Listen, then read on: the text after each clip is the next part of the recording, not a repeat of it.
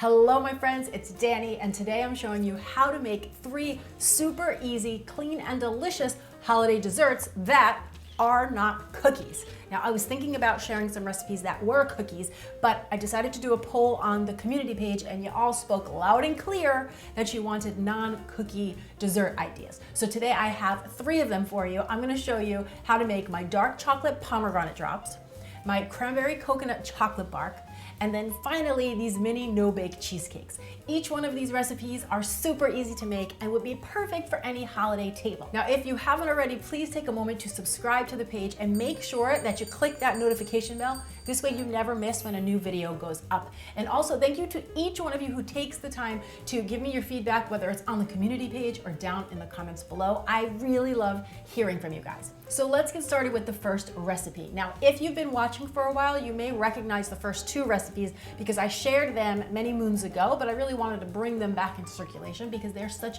good ones, okay? The first one, we only need 2 ingredients. It's the dark chocolate pomegranate drops, and yep, all you need are chocolate and pomegranates. So the first thing I do is I have a rimmed baking sheet that I have lined with a silicone liner. You could also do some parchment paper here.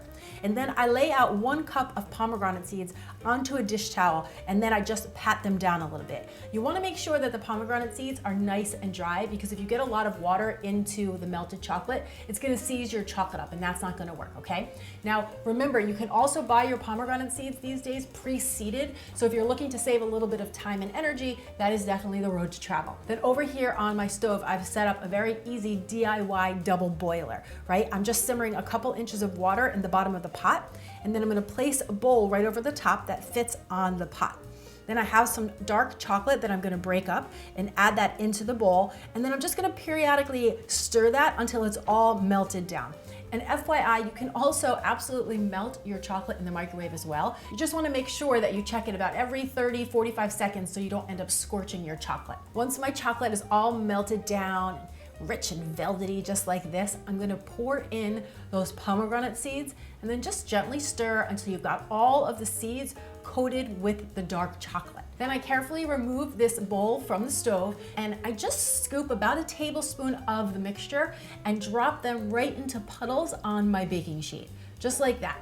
And you're just gonna repeat that until you've worked your way through all of the chocolate coated pomegranate seeds. Then my favorite finishing touch is just to take a few extra of the pomegranate seeds and put them right over the top. Not only is this beautiful, they look like little ruby jewels over the top, but it also lets people know what they're getting into, right? They know what they're gonna be biting into when they bite into that little chocolate puddle. From here, I pop them into the fridge for about 30 minutes or until they're set up, and then you'll see that they peel right off of the mat super easily. And you can just transfer them into an airtight container and leave them in your refrigerator until you are ready to serve. Now do note, because you're using fresh pomegranate seeds, ideally you wanna make these close to when you wanna serve them because their shelf life is just about 2 to 3 days, but they are so worth it. When you bite into them, you get this fresh, fun pop from the pomegranate seeds and they absolutely scream holiday. So next up, we have the cranberry coconut chocolate bark. And just a side note, this recipe truly is just the blueprint. I mean, you can use any type of chocolate you like and you can easily swap out the fillings and the toppings. So take the general idea and then make it work for you. So again, I've got a rimmed baking sheet that I've lined with a silicone mat. And here in my bowl, I have 8 ounces of dark chocolate that I've melted down. Now I am using the 72% dark chocolate bar from Trader Joe's. That is one of my favorites. I always keep one in the house as a staple, but use any type of chocolate you want. You could use a semi-sweet chocolate, a milk chocolate. They all work. Do whichever one lights you up.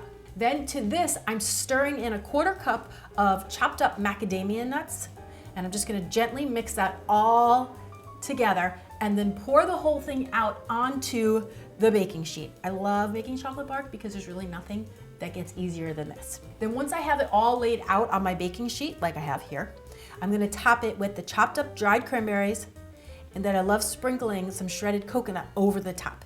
To me, the cranberries are so holiday and the coconut reminds me of snow. Pop this whole tray into the refrigerator, let it set up there for about an hour or so, and then once it's completely set, you're gonna see it comes right off the mat just like the pomegranate drops did. You're just gonna lift it up and then gently break it into chunks. You can do this as big or as small as you'd like, and you don't need them to look any particular way. That's the fun of the chocolate bark. Just break it into pieces. These look so beautiful laid out on a platter, and they also would make a great gift for somebody. And what you're gonna see is the crunch from the nut with the sweetness of the cranberry and the coconut goes so well with that rich dark chocolate.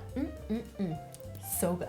And then for our third and final non-cookie holiday dessert, I am sharing my mini no-bake strawberry cheesecake. Now, I have a soft spot for cheesecake, so I'm super excited about this one. And for anybody who loves an individual serving, this recipe is for you. And for those of you who don't like individual servings, you could just eat like 6 or 8 of them and make like an entire slice of cheesecake. So it's a win-win.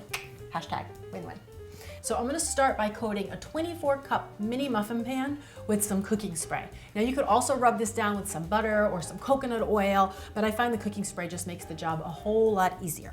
So spray that down and then set it aside. Then I prep my fruit. So I just wash my strawberries, trim off the top, and then I lay them flat side down on a paper towel so that they're nice and dry before we need them, because you don't want them to be wet once you're ready to assemble. Then for our crust, you're just gonna need a mini food processor like I have here. I've mentioned it before, but I'm a big fan of looking for mini processors that hold 4 cups. Most of them hold 3 cups. 4 cups, that extra cup makes a big difference. So I will leave a link down in the description box below to the one I like to use. And into that, I'm adding 6 sheets of graham crackers. So I break them up, get them into the food processor, pop the lid on, and then just pulse that back and forth until it's broken down and it looks like sand, just like I have here. Then to that, I'm adding 3 tablespoons of melted coconut oil, along with a few dashes of cinnamon and just a small pinch of salt. Pop the lid on, go back and forth until it looks like wet sand. Just like this. And don't worry if it doesn't stick together when you pinch it. You don't need it to. It's going to firm up once it gets into the refrigerator / freezer, okay? So what you wanna do is do your best to separate this amongst all 24 muffin cups. I like to add it first so I can see what's what, and then I go back and pat it down.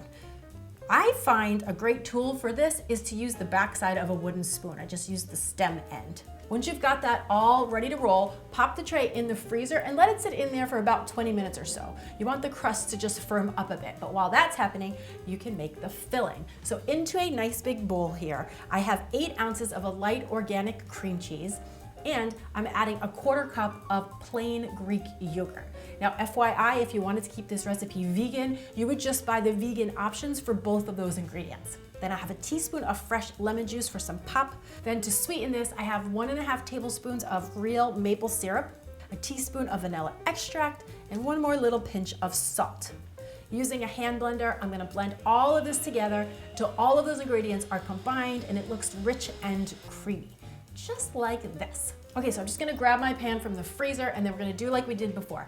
We're first going to do our best to evenly divide the mixture amongst each muffin cup. It's gonna be about a teaspoon or so for each one. And then once it looks full and fairly even, you're just gonna go back and smooth them out. Okay, this looks great. So I'm gonna pop the tray back into the freezer for about ½ an hour, and we're just gonna let those set up. And then when they're done, what you're gonna see is if you just pop a little knife or the edge of a spoon into one side of the muffin, pop, it comes right up and out. See, just like that. So pop them all out, get them onto your serving platter, and then you're just gonna put a little strawberry hat on each mini cheesecake. And just a little FYI, if you're not serving these right away, just keep the strawberries on the side and then assemble them right before serving. These little mini cheesecake bites are so good. You get the little crunch from the graham cracker crust and then that rich creamy filling with the fresh strawberry on top. I absolutely love these and I cannot wait to hear what y'all think of them as well. So now, as always, I'm very curious to know which of these 3 non-cookie holiday desserts do you think you're gonna try first? Come on down to the comments below and let me know. And when you do try them, be sure that you snap a picture and tag me on Instagram and on Facebook so I can see all of the clean and deliciousness that you're whipping up in your very own kitchens. And if you haven't already, would you please take a moment and subscribe, like, and share this video with anybody else you know who wants to make healthy eating easy. Thank you all so much for watching. I'm Danny Spees, and I'll see you back here next time with some more clean and deliciousness. Cheers! Hello, my friends, it's Danny, and today I am sharing, hello, my friends, hello. Each one of these recipes are super easy to make,